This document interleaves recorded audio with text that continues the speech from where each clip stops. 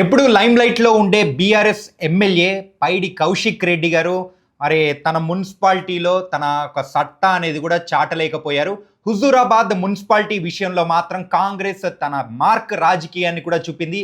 అందులో ముఖ్యంగా ఉన్న 30 వార్డులలో కాంగ్రెస్ 16, మరి బీఆర్ఎస్ 8, బీజేపీ 5, ఇండిపెండెంట్ 1 విజయాన్ని కూడా సొంతం చేసుకోవడం అనేది కూడా చూస్తూ ఉన్నాము.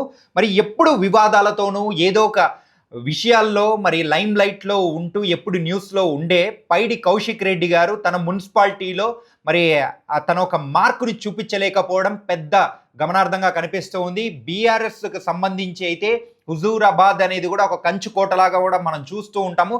కాకపోతే కౌశిక్ రెడ్డి గారు మరి ఈ యొక్క ఓటమిని ఎలా జీర్ణించుకుంటారు, మరి దీనికి సంబంధించి ఆయన ఏం చెప్తారనేది కూడా ప్రతి ఒక్కరు ఈగర్గా వెయిట్ చేస్తూ ఉన్నారు. కాకపోతే చాలా చోట్ల బీఆర్ఎస్ ఎమ్మెల్యేలు మరి గెలిచిన మరి ఎమ్మెల్యేలుగా ఎంపీలుగా ఉన్న దగ్గర కూడా ఆ మున్సిపాలిటీస్ను కాంగ్రెస్ కైవసం చేసుకోవడం మాత్రం చాలా వరకు మార్పు అనేది కూడా కోరుకుంటున్నారనేది కూడా అర్థమవుతుంది. కానీ బీఆర్ఎస్ వైపు నుంచి వింటున్నది మాత్రం డిఫరెంట్గా ఉంది.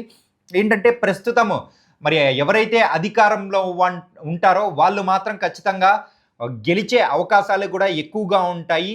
అది కూడా పోలీస్ పవర్తో అయినా కానీ ఏదో ఒక రకంగా వాళ్ళు గెలుస్తూ ఉంటారు. అలాగే ఇక్కడ కూడా అదే జరిగింది. కానీ హుజూరాబాద్లో మాత్రం పైడి కౌశిక్ రెడ్డి మరి తన మార్క్ రాజకీయం చూపించలేకపోయారు. మన మున్సిపాలిటీని కోల్పోవడం అనేది కూడా మరి హైకమాండ్ నుంచి ఎలా తీసుకుంటారో ఏంటో అనేది కూడా మనం చూడాలి.